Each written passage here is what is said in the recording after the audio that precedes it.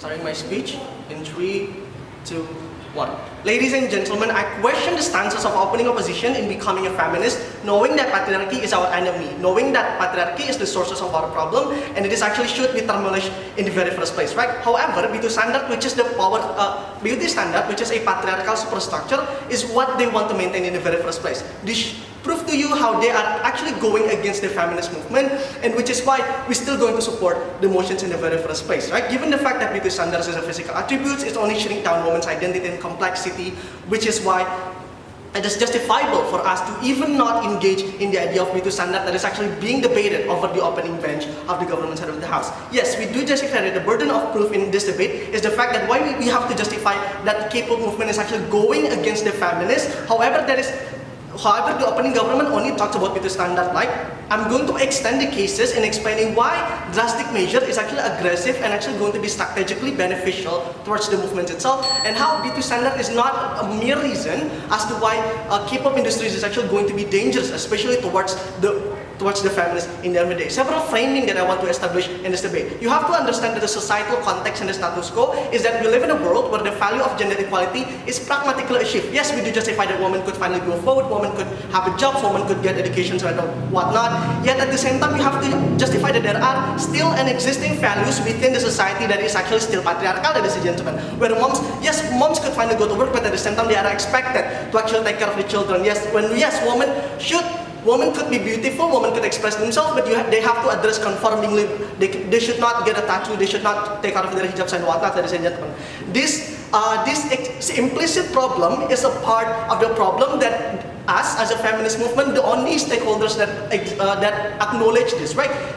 Given that this acknowledgement, if we actually going to like shrug it off and did not accentuate it, it's making us as the part of the problem, because we're not going to tackle it. Now, knowing that K-pop industry is the biggest major contributor towards the problem, and when we did not necessarily do anything, it's actually going to give boomerang towards our side of the house in the end of the day, which is why the problem itself is actually going to overshadow and only going to regress our movement, right? Several rebuttals that I want to give towards the opposition side of the house. First, let's talk about how they say that this is actually the attacks is actually only going to be sporadic and not strategic. However, you have to understand that the moment we acknowledge that K-pop is actually fastly becoming more prominent, there is a huge number that is actually shown. We know how influential the K-pop could be. Therefore, when we actually change the industry, when we actually give a slap towards the industry up to a point that the industry itself is actually changing, there will be more influential changes within the society itself on making the society is becoming progressive in the end of the day, ladies and gentlemen. And second of all, let's talk about how providing variety of beauty standard is actually better, like what the opposition side of the house mentioned. You have to understand that beauty standard is subjective. We do not have standard for subjective things. Like we do not have standard for kindness, for example. Not to mention that beauty standard itself is a patriarchal superstructure. Engaging in it will only perpetuate patriarchy, which is what we don't want to. Which is why we don't want to engage it in the first place. Not to mention, you cannot just choose your beauty standard, ladies and gentlemen, because you live in a certain region on which a certain specific beauty standard persists, ladies and gentlemen. You cannot be in Indonesia and still utilize Eurocentric beauty standard, like, which is why the opposition side of the house is an unjust argument, is unjustifiable, because women in the end of the day did not necessarily have the option to choose which beauty standard they want to appeal in. Therefore, they're only going to force into subjugating themselves into beauty standard that persists in the region. Let's finally move into the substantive. I'm going to give you two layers of analysis. Whether or not this is actually justifiable, and second about whether or not this is actually going to be strategic. First, let's talk about beauty standard. Okay, we finally understand that beauty standard is only is actually shifting the attractions of female into a mere physical attributes, when in reality female actually encompasses multi-dimensional things, right? For example, kind, smart, friendly, skillful, and whatnot. These qualities is actually being forgotten given the fact that beauty standard is the only main thing that persists, ladies and gentlemen. This actually proves to you why beauty standard is actually not justifiable to still be exist in the very first place. Right now, not to mention, you have to understand that the idea of beauty standard itself persists because of male gaze, ladies and gentlemen. because male are in the end of the day, they determine what is actually considered as sexy, what is actually considered by beautiful and whatnot. In the K-pop industry, we cannot deny that a pale woman that is actually smooth and shaved, that have a petite, small lean body is actually considered as beauty by the male itself, ladies and gentlemen, right? This actually leads into many women infantilizing themselves to appeal towards this narrative, which is why it's actually very dangerous. Not to mention, ladies and gentlemen, even within the K-pop industry, we can see how the fandom itself is actually oftentimes unrealistic, ladies and gentlemen, and they are in a state of emotional instability, even if they know that what they do is wrong. Which, for example, we can see how a lot of K-pop fans is actually go to an extent where they want to shame other K-pop idols just to support for their idols, right? For example, we can see how Lisa Blackpink is constantly being ostracized for not being a K-pop Korean native, for example. We can see how new idols are overly sexualized.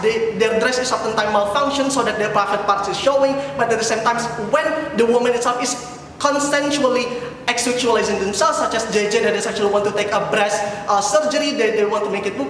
In the end of the day, Jessie J is actually, in the end of the day, Jessie is still being frowned upon. We can see how there are an atrocities within this, and this is why this is actually going to be like unjustifiable. Now let's talk about whether or not this is going to be a strategic movement, right? Knowing that there are a gap between women and men, knowing that Seungri sexual harassment cases is actually justifiable, yet at the same time, Blackpink's achievement is being watered down, saying that it is actually being the contributions of BTS that promotes them. Knowing that there are a gap between women and men, we believe that drastic measures should be taken even within the K-pop industry, ladies and gentlemen. Yes, we do justify that if we do justify that the K-pop industry is heavily affected by demand, by demand, right? Therefore, as a feminist, it is our job to actually engage within the demand itself. If we actually conduct a ban towards the industry, if we saying that we demand for a more inclusive forms of media, ladies and gentlemen, then the industries will listen towards that. And even if they did not listen towards it in the end, we're still going to have the capacity to give them ultimatum by not engaging it. When the industry is actually being slapped down, then the people will not, then they will actually lose in the end of the day, right? Now, even we justify that there will be a backlash saying that our industry is going to be radical, but you have to justify that this is actually okay because you're not going to sugarcoat your own movements. With that, I propose this motion. Thank you. I'll start my speech in 3, 2, 1. First of all, panels, I think the whole batch of opposition need to explain to you how without us, the feminist movement, being aggressive toward the K-pop industry by boycotting them, like not buying their album, not streaming their music, and so on and so forth, there will be change in the K-pop industry, ladies and we believe that because there are no mechanism to try to change the status quo in opposition side in the house, the status quo will never change. The K-pop industry will still be very harmful toward the female idols or women in general.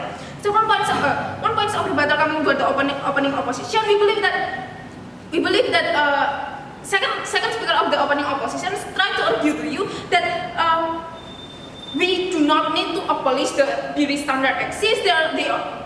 What we should do is giving option about beauty standard that can be chosen by people. First of all, panels, no, we believe that as a feminist movement, we should abolish this beauty standard in the very first place. Because why? Because we believe that beauty standard is not only about your makeup, your look, and so on and so forth. Yes, not only about your shape of eyes and so on and so on and so forth. Yes, we believe that beauty standard exists not only in the K-pop industry but also in Western, like in Miss Universe, for example. And we see that in Miss Universe, for example, beauty standard is not only about your makeup, your skin color, and so on and so on, but also about your body shape, ladies and gentlemen.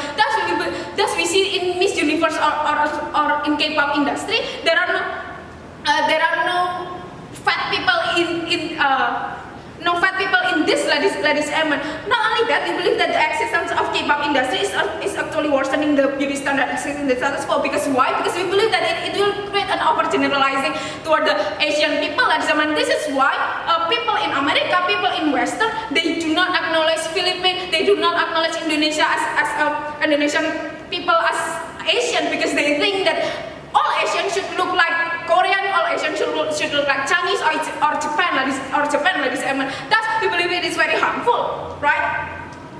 moving to clashes, we believe that we also believe that CO, closing opposition, will try to argue to you that that boycotting this K-pop industry will make our movement, which is the feminist movement, as be seen as a radical movement, ladies and gentlemen. But no, we don't think it will happen. We believe that it will not happen because why? Because in the very first place, by boycotting, it will actually.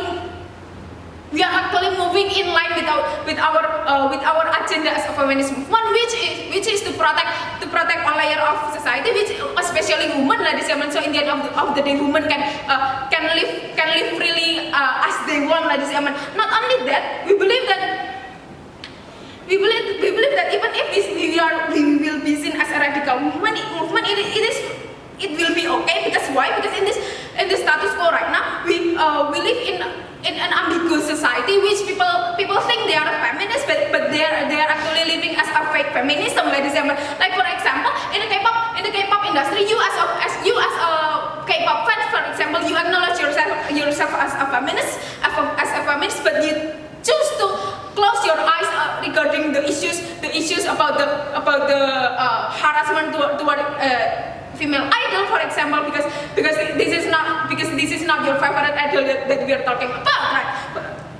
about, right? So moving to clashes, we believe that the clashes exist in this debate is about the beauty standard engaging between the opening government and also opening opposition. But in the end of the day, we as CG, we will talk more about the real problem exists in the K-pop industry, which is the harassment toward K-pop idol, the unequal payment, and so on and so forth, the fans and the media, and so on and so forth. Thus, we believe that we should win today's debate, right? We believe that both opening page should be left in today's debate because they are too focusing on beauty standard, which is not the biggest problem exists in the K-pop industry itself. And we believe that K-pop industry in the very first place should be boycotted. Because why? And we believe that by boycotting is the best way to create change in the K-pop industry itself. Because why? Because the moment we see that feminist movement is a big movement, right? The moment we boycott, we will try to trend hashtag and so on and so forth. It will be trending in Twitter and so on and so forth. Thus, it will create an awareness toward the society that there are problems exist in the K-pop industry itself. For example, we can see Sulli, for example, she decided to do suicide because she chose to not wear a bra in her daily life, and netizens start to blaming her. Netizens start to hating her in her Instagram posts and so on and so forth. Thus, it affects her mental health and so on and so forth and so on and so forth. Thus, she chose to suicide. It also happened to Gohara. Let's see that Sulli and Gohara cases can be brought to the social media because the two of them are big, have a big name in this K-pop industry. Now imagine what happened to the smaller female idols that they keep get hating from the netizen itself. They are suffering, but no one knows. We believe that it is very harmful because people choose to close their eyes about this harassment exists, ladies and gentlemen. And by we trending the hashtag and so on and so forth, it will be a wake up call to this company exists in the K-pop industry. Because why? Because they are profit oriented, ladies and gentlemen. The moment their consumer choose to not buy the albums, choose not to consume their music and so on and so forth, they will lose profit, ladies and gentlemen. And we believe they do not want that, ladies and gentlemen. Thus, they will try to they will try to understand what is this K-pop fans feminist want, ladies and gentlemen. Thus, they will try to change the K-pop environment toward what these fans want, ladies and gentlemen. And we believe that it will also be very beneficial toward other industry, ladies and gentlemen. Because why? Because we see that K-pop right now is the biggest industry, ladies and gentlemen. Thus, other industry, for example, Latin America and other Asian part, for example, they will try to learn from what happening in the K-pop industry, so they will not lose profit like this company in K-pop industry help ladies and gentlemen, thus we believe we should propose this motion. Thank you.